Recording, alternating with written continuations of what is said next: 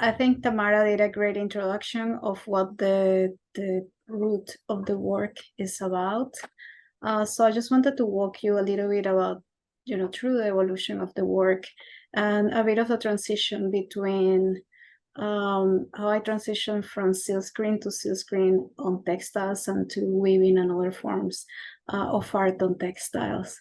So I started with some preoccupations about protection and identity that were expressed originally in the form of the human body.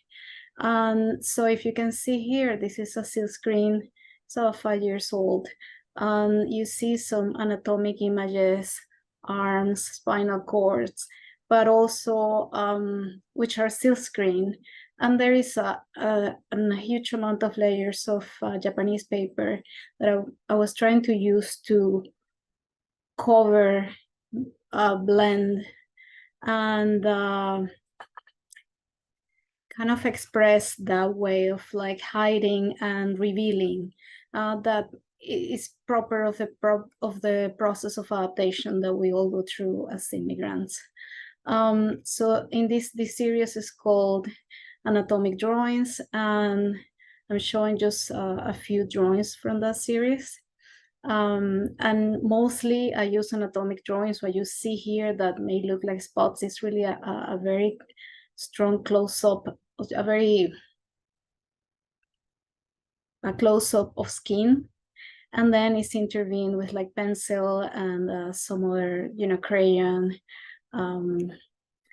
Then there is this one, and the titles are also very reflective of the state of mind that I was trying to express. So this one is called Final Light. It's probably one of the brightest moments, but still, I still use a lot of the anatomic imagery. For example, what you see right here, can you see? I hope you can see my cursor. Those are like brain cells, like close-up of brain cells, spinal cords, and other anatomic shapes that I use to talk about us as individuals and the way of searching identity. That eventually took me to, and I dealt with, very strong themes in the beginning that were about violence, particularly violence. And eventually that took me to the idea, probably more hopeful, of the cycle of life. And I started working with some anatomic images. So this is the first series in which I started introducing botanical, so anatomic images mixed with some botanical images. And this series is called After the Rain. Even the title is a little bit more hopeful. And you can see the mix. Again, there is a bit of a cover-up. I work the theme of illusion a lot. In a way also related with identity and the way we never reveal ourselves completely. This is a close-up of this piece and a reference to the idea of the cycle of life, about not being really death, but a cycle of always a new beginning, or rebirth and regeneration. But in 2021, I got a grant with a friend. So it was a share grant from the Ontario Art Council to investigate the relationship or the intersection of the dialogue between screen printing and weaving. And what you see here in the screen are the first tests that we did, trying to mix the weaving part. Here is from Michelle Guevara, which was sharing the grant with me. And then the pieces of paper are the silk screens, so trying to intersect this weaving. But I found out that that relationship was really hard in terms of materiality, and that the silk screen didn't have a prominent role in the intersection. So we did little different experiments. We tried to, but one of the conclusions of this experimentation was that really I needed to print on textiles. So I started experimenting with different textile materials, and this one is felt. And this work was done in a loom, and the way of intersecting the silk screen with the loom was like breaking the silk screen in pieces and taking it into the loom. But we ended up with a very abstract, I was happy with the result, but I still not 100% happy, because I thought the role of the silk screen wasn't strong enough. So then I started doing more within the same grant. I started doing more research about different materials, new technologies, and old technology, and old and traditional ways of weaving, which had to do a lot with this capacity of adaptation that I've been facing all my life. I moved several times, and that requires a huge capacity to adapt to new cultures. But also there is the intergenerational gap, or the want to seamlessly, don't forget your past, but also don't stop the future. So that intersection took me to really do an exploration about different materials and technologies. So the samples that you see here was really weaving with paper and trying to bring that transparency that I originally was exploring on the silk screens to fabric. So what you see here, silk screen, where the heart is, the light orange layer is a tulle printed and layered on top of the paper. And what you see at the bottom is woven paper. After that, I started thinking and trying to explore different ways of drawing. And when I said drawing, I said, well, I'll look at silk screen printing, corn printing that is more traditional from Latin America, embroidery way of like drawing. And the image that you see on the top right is laser cut patterns woven by hand and on silk screen fabric. So that gave me the idea of starting mixing even more the high tech with the low tech. And I started really exploring more other ways of drawing and other ways of weaving. So I was working at the Artscape Launchpad, where they used to have really wonderful equipment. And I used a laser cutter to cut a variety of patterns that I could start weaving by hand. And then I realized that I could also laser etch, which is the image that you see at the bottom right. And that gave me the idea of starting combining laser etch drawing with silk screen drawing with printing. I did a series of tests of new materials. This was silk screening and weaving in literally cardboard. This was on the top. There's some tests on a mini loom that I had, trying to introduce new materials to the woven surface. On the left, I really wanted to contrast the more intuitive way of approaching art with like more precise ones. So the screen printing and the corn printing and the traditional technique like embroidery and weaving were sort of like the human part of it, and the intuitive, imprecise, but more sensible part of the art creation. And I combined that with a more precise and dry and sort of cold part of the technology, which in a way was my way of mixing, adapting, and intersecting generations and places. So what came out of that was a great degree of freedom. And this is the first piece that I was really happy with, and it's called Spring, and it's part of the show. Where I broke from the structure, the rigid structure of the loom, and broke the structure, the geometric structure of the loom, and broke into myself, broke the pattern, which in a way it was a very liberating process, because it was for me like equivalent to when you finally find your place.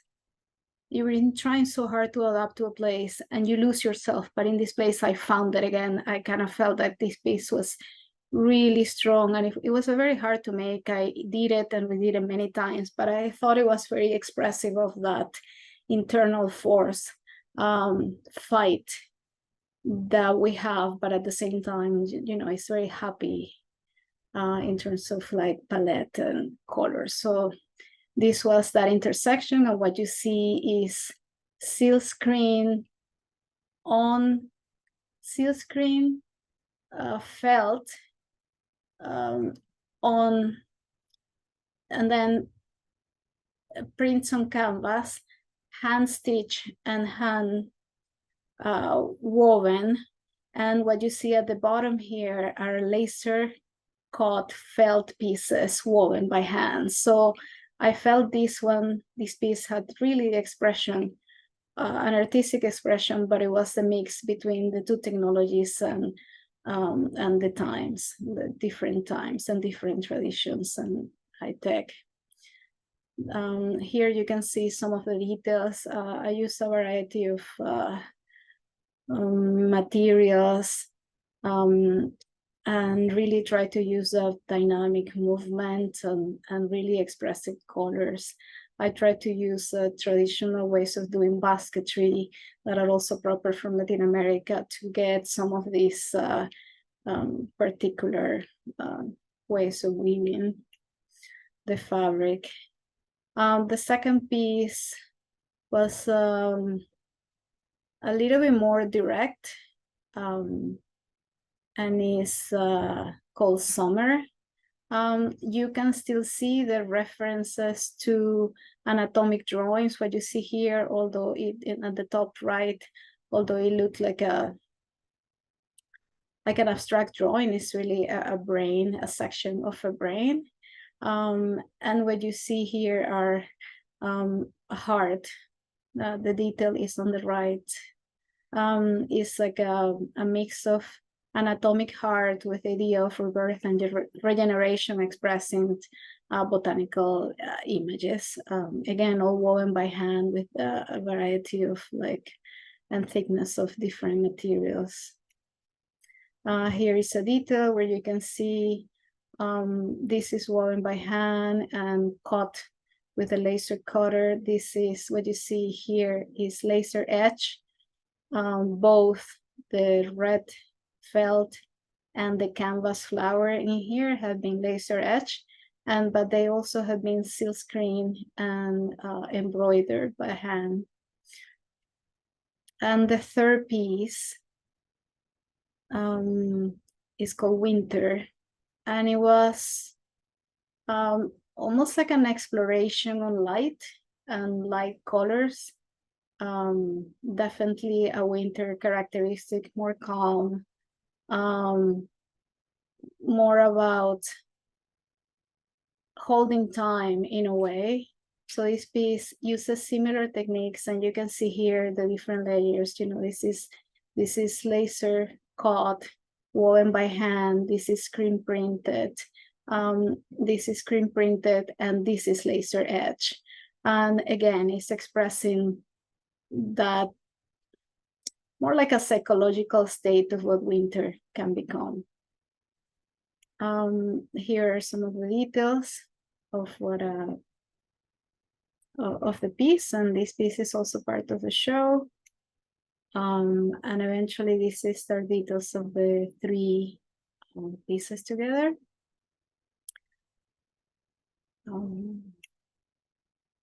And this is really just an exploration of what I hope comes next, which is scaling the work.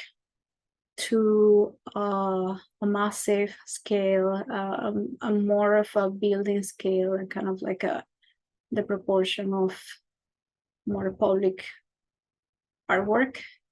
And I think the drawings, although they're small, they have the capacity to become that big and that expressive. I really want to change scales and try maybe materials that look really hard and make them look soft and vulnerable. So this is ideas of what hopefully is coming next. And that's all I have. Okay. Thank you so much, Ruth. That was wonderful to hear you speak of your work. Really appreciate it. And I'm sure there are some questions from the audience that we can address. But first, we're going to continue with Ixchel Suarez, and we will leave questions for after her presentation. As Cecilia mentioned, Claudia Gutierrez is no longer able to participate. She just had her baby girl. We're so happy for her, and of course, cannot attend tonight. So now I would like to introduce our second artist, originally from Mexico. Ixchel Suarez is an Oakville-based textile and fiber artist with nearly 4 decades of dedicated practice. She completed her postgraduate studies in contemporary textiles in Poland. Suarez finds her deepest inspirations rooted in nature, integrating abstract expressionism with the traditional craft of tapestry. Suarez is influenced by her Mexican cultural identity and the transformative experience as an immigrant in Canada. She is recipient of numerous grants and awards, and her tapestries have been showcased in various solo and group exhibitions throughout the world. Ixchel Suarez is part of private and public collections in Europe and North America. Ixchel, the floor is yours. Thank you. Thank you, everyone, for joining. And of course, can everybody hear me? Yes? Okay. Okay, so I would like to say thank you to the gallery, to all the wonderful team, and especially to the curation of the show. I think the selection for the artists being together was really interesting, how we connected, and I'm grateful to meet wonderful artists. Let me see if I can share my screen.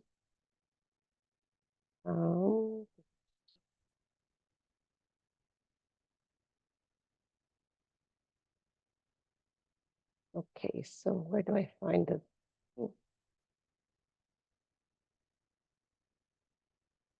Am I allowed to share screen? Yes, you should be. Oh, here it is. It went down, down, down.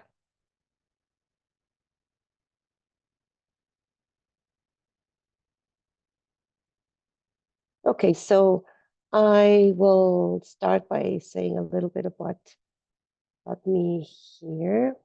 I started doing. Yes. Oh, yes. There you go. I was just gonna mention for you to share the entire screen. Thank you. Yes. Okay.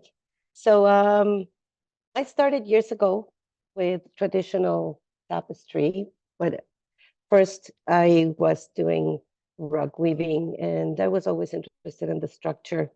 And throughout my studies, I was really deep into breaking the rules. My teacher wanted me to do rugs with geometrical shapes, and I was always a little bit curious about how not to do geometrical shapes.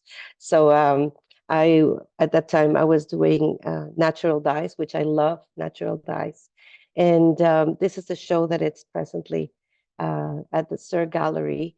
And this is slightly different to what I've been doing with tapestry. This is more mixed media, soft sculptures, floating light structures, where I'm trying to portray the time as aging, as climate change, as affection, as transition, permanency, decay, and how I deal with my own practice.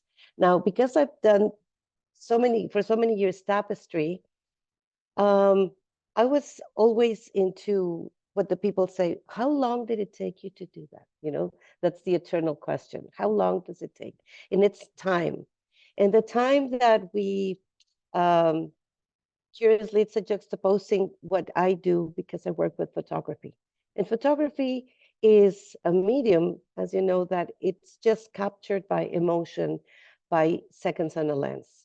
And from there, you have to transfer that emotion to what you want to say with threads, which is another language, how to use different materials. And now, being curious, I started using not only the traditional cotton, wool, silk, and linen, but I started putting raffia. And in Mexico, we had so many um, natural materials that I wanted to incorporate.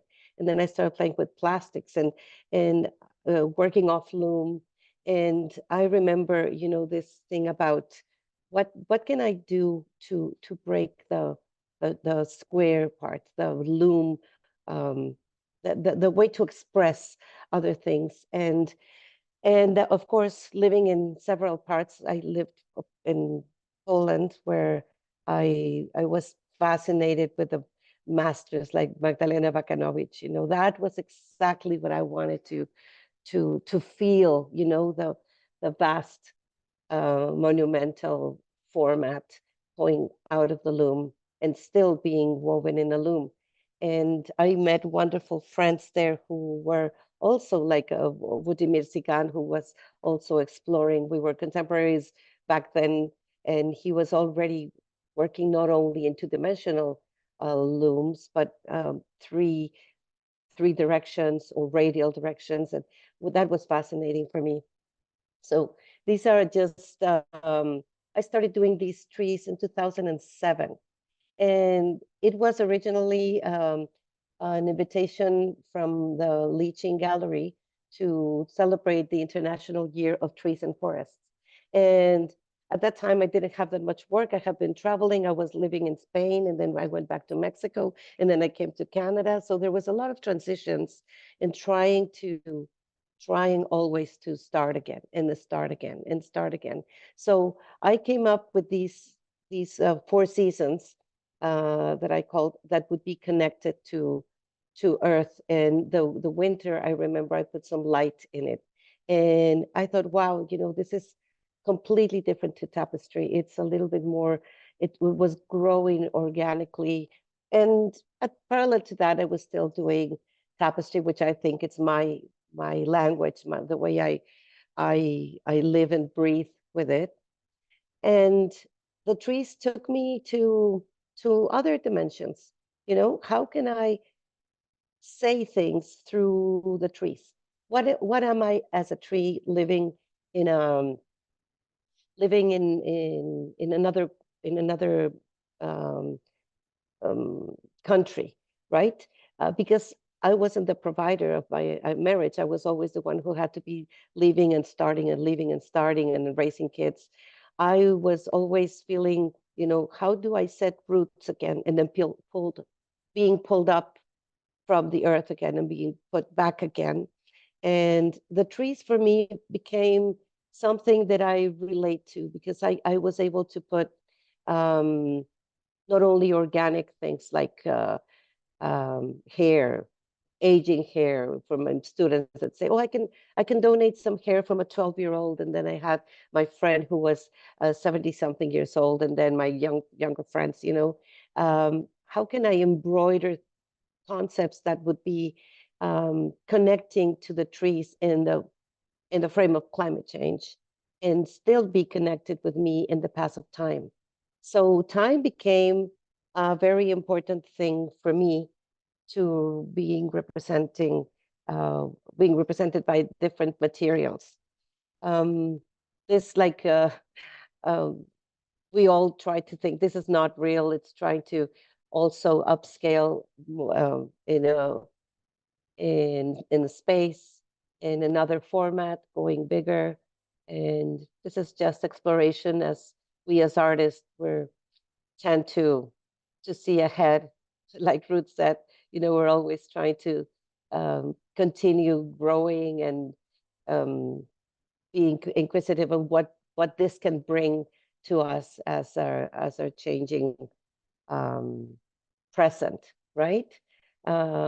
We see droughts and how the aerial views, now that we have the access to drones, how can I represent from the inner organs of my body to an aerial view of the earth, or a part that it's struggling with lack of water. So these are some samples of tapestries that meant a lot to me, because they were made in different times. Most of them were worked inspired by nature's photographs of nature, and trying to use as many materials as I was able. For example, this one at the front is Scars from Nature. Let's see if I have the pointer.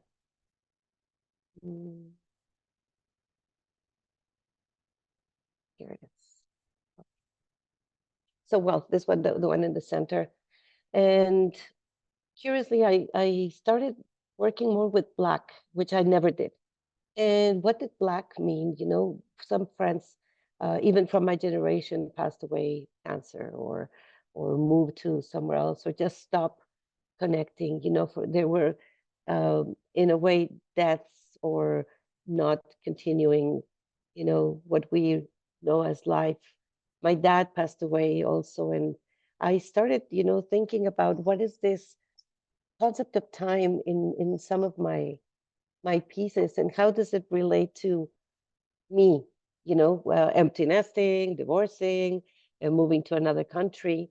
So, for example, this is one, this is called Dancing Leaves, and it's a tapestry, but it was a study that I was starting to do, observing leaves, and how was for example, the birch tree leaf, how long is the lifespan of a leaf from when it starts the, um, the button, coming out, to when it falls and when it decays.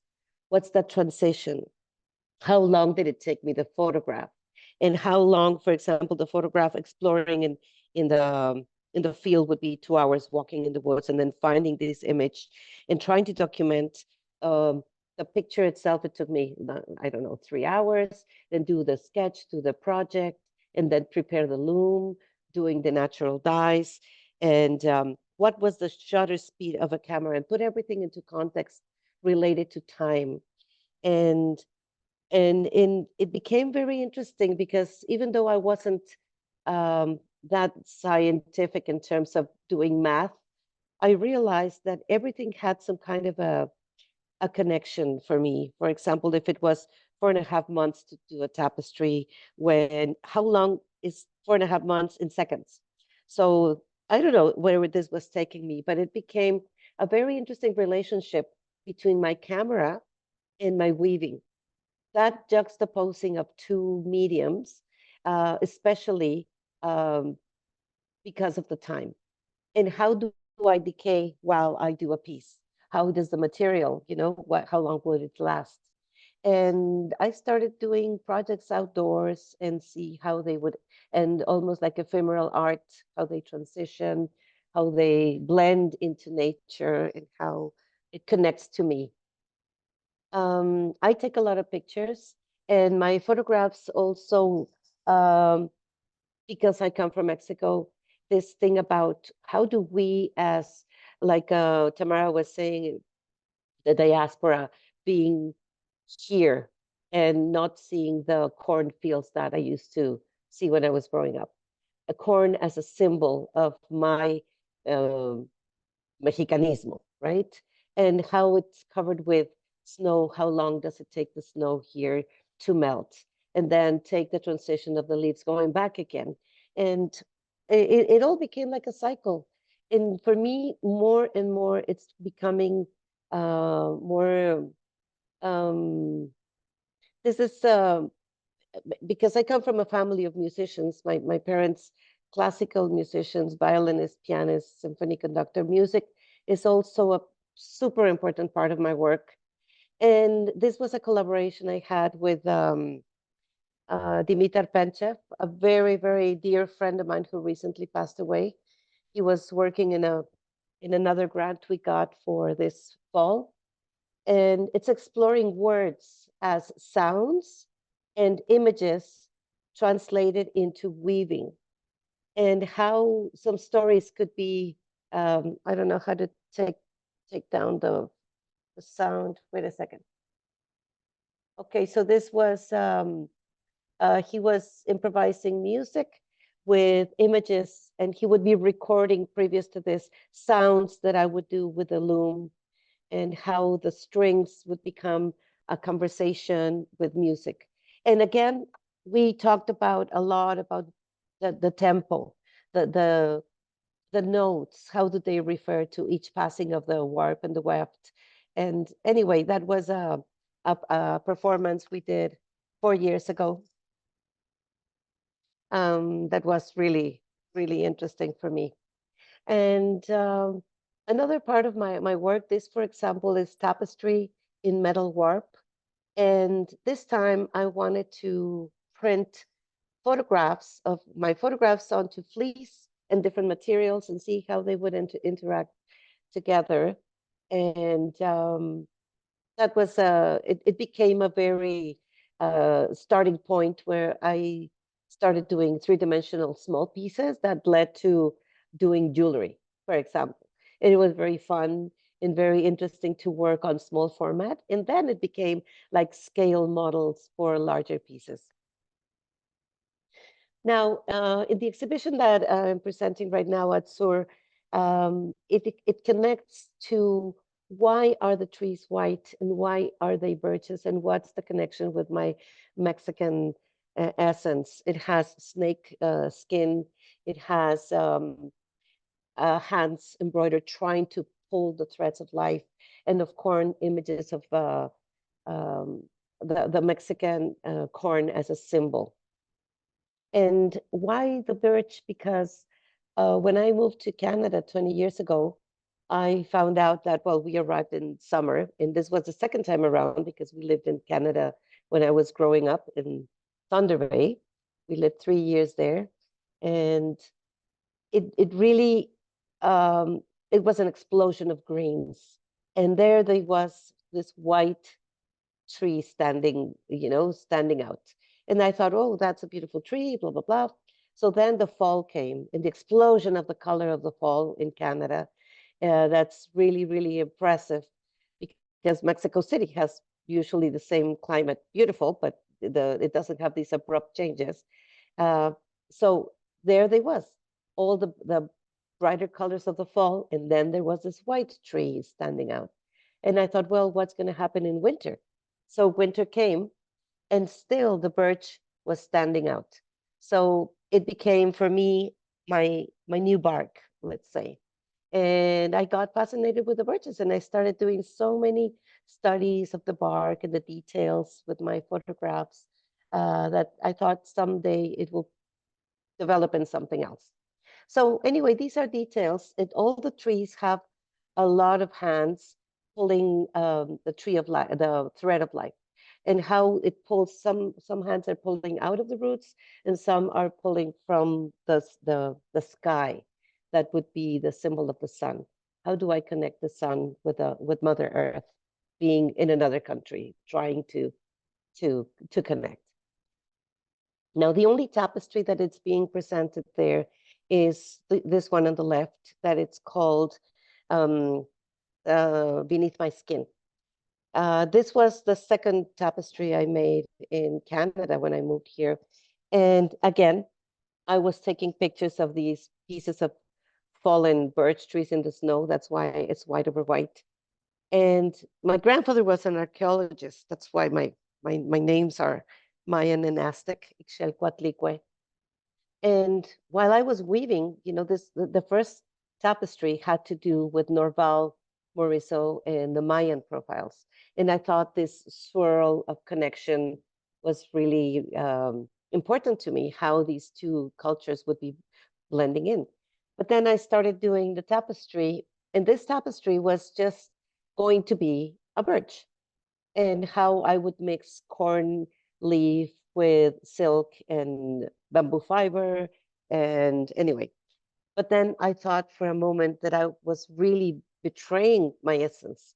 Where are my Mayan? I grew up seeing all the books that my grandfather had from the Mayans, and I was fascinated with the culture, and I wasn't putting it there. So I started putting numerals in between and symbols and part of the codexes, and of course this is a profile. And for me that made total sense. That was my first skin, and my second skin was my new wrapping, which was the birch. So that's why this tapestry meant a lot to me when I moved here, as a symbol of embracing the new place where I was starting my new life with my kids. These are some details of the trees and how my work, this is not weaving, this is all embroidery. It's like contemporary quilt, but I use in between many layers of meanings, like the molas, the mola from the Kunayala would say, layers of meaning. And I use transparencies. They're very light, but I use Ixchel and jute and again, in their Mexican natural fibers. I do natural dyes which dye beautifully. And it's like life. It takes you in many directions. And sometimes you go up, sometimes you have knots, sometimes you go down. And this is a show I'm having in September and next year. But it's part of the